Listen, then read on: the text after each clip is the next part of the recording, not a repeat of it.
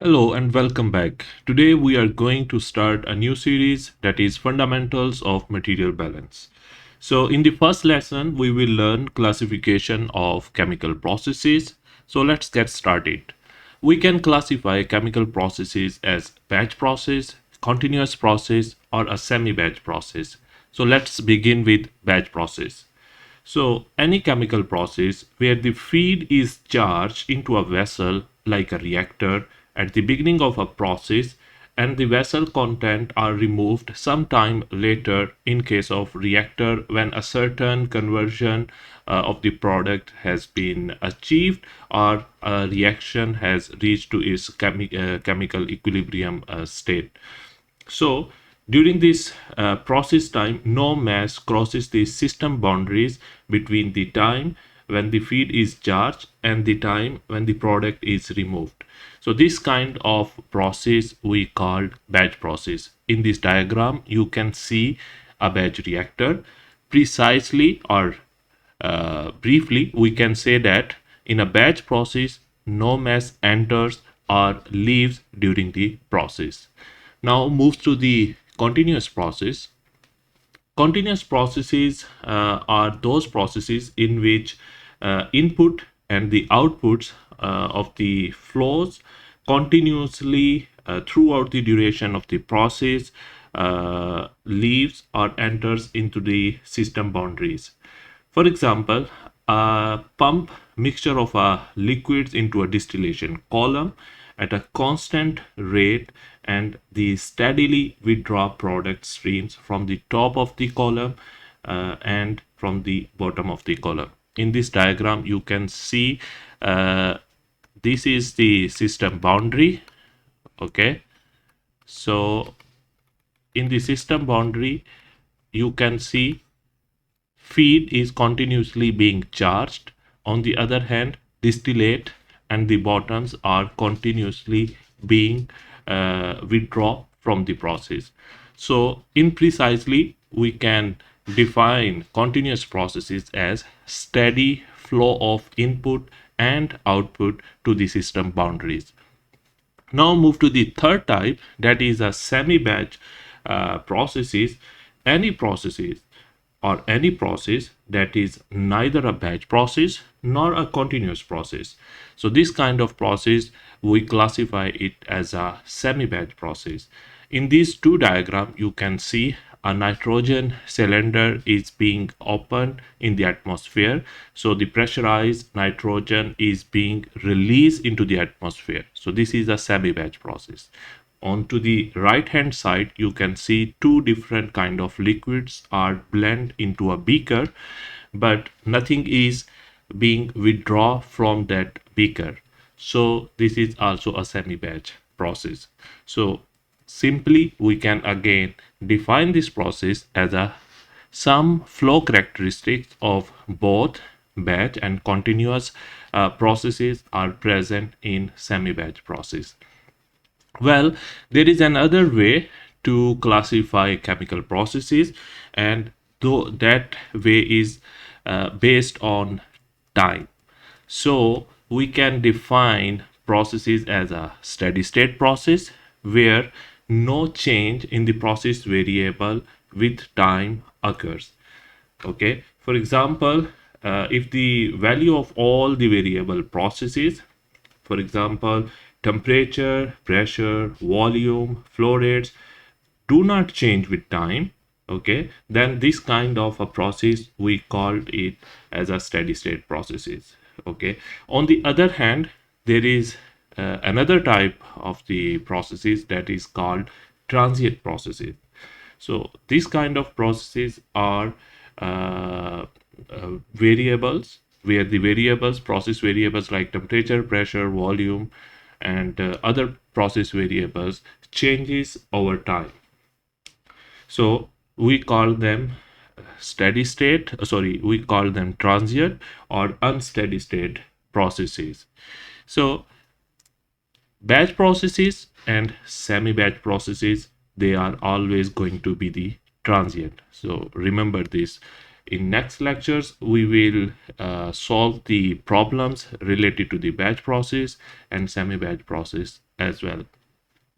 Now, moving forward, the basic of fundamental of material balance is the mass balance equation, the general mass balance equation. Okay, so to understand the mass balance equation, let's take this simple example. Here we have a unit operation, or sorry, unit process, where carbon dioxide is being charged into the unit process, and certain mass flow of carbon dioxide is coming out through the unit process.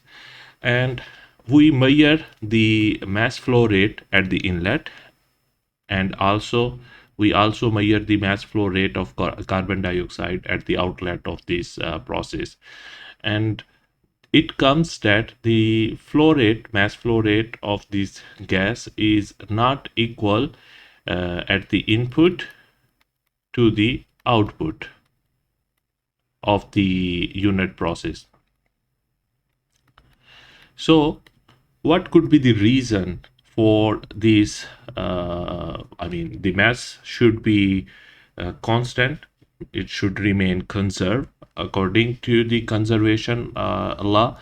So there are four reasons for this. Number one, it could be possible that carbon dioxide is being consumed in the unit process as a reactant, or it's also possible a carbon dioxide gas is being generated within this unit process.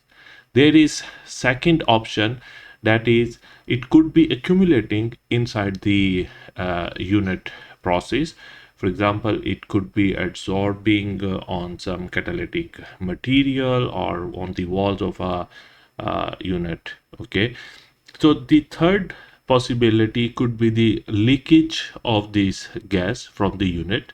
And the last is that the mass flow rate measurements, probably these mass flow indicators or mass flow meters are not correctly measuring the mass flow rate of this gas. So these are the four main options or four main reason due to that the mass flow rate at the input and mass flow rate at the output are not equal. Okay, but if we consider or if we assume that there is no leakage and the mass flow meters are perfectly correct, then we have left only two reasons. One is carbon dioxide being consumed or being generated within the process, and the last one is maybe it is accumulating inside the unit operation. So after having this brief understanding, we are in a position to write a general mass balance equation. And the mass balance equation we can write simply as input plus generation minus output minus consumption is equal to accumulation. So what is input? Input that enters into the system boundaries, the for example carbon dioxide that enters into the system boundaries, okay, plus generation. So the generation is anything that is being produced within the system. Okay, so for example, due to some chemical reaction, some new product is being produced inside the process, we can say it as a generation. On the other hand, output is anything that leaves to the system boundaries, and minus consumption, anything that is being consumed as a reactant inside inside the process. And the accumulation is building up, okay, building up inside the process. So this is the general mass balance equation. Next, we can apply this mass balance equation to total mass, to component systems, or to the energy. Okay, and even we can further simplify this mass balance equation into a very simple equation, that is input is equal to the output. Input minus output is equal to 0, sorry. So how we can drive this equation from this main balance equation? We have to assume certain things. For example, if you are taking basis on the base of mass, then if you are considering mass balance, then there should not be any generation. So this term, it will be 0, and there should not be any consumption. These terms will also be 0. And if you consider your process is steady state, it means there is no change with respect to time in the process variables, so you will not have any accumulation, so these terms will also be equal to 0.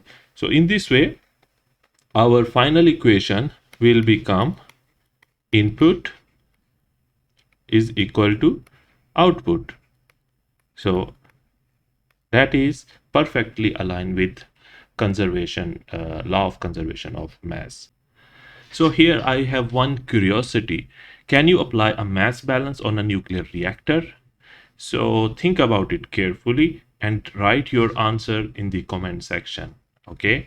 So next move further, and we will understand this general mass balance equation with the daily life example. So the example is based on a population of a city. Each year, 50,000 people move into a city, 75,000 people move out to the city, 22,000 are newborn, and 19,000 are died. Okay, so considering this data, can you write a balance on a population of the city? So you have to use again the general mass balance equation, that is input plus generation minus output minus consumption equal to accumulation. So let's assume P stands for people. Now we can write the main equation. So the input is 50,000 people that move into this city every year. So P divided by year. Okay, Y stands for year. Plus generation. Generation is newborn people that are 22,000. Output is the people who are leaving the city, sorry, that is 75,000, and consumption is people who are dying every year, that is 19,000, and equal to A stand for accumulation. So when you solve this equation, you will have the answer, that is minus 22,000 people per year. So the answer here is city's population is decreasing 22,000 people per year. So this is a very simple way to understand the general mass balance equation. That's all for today's video.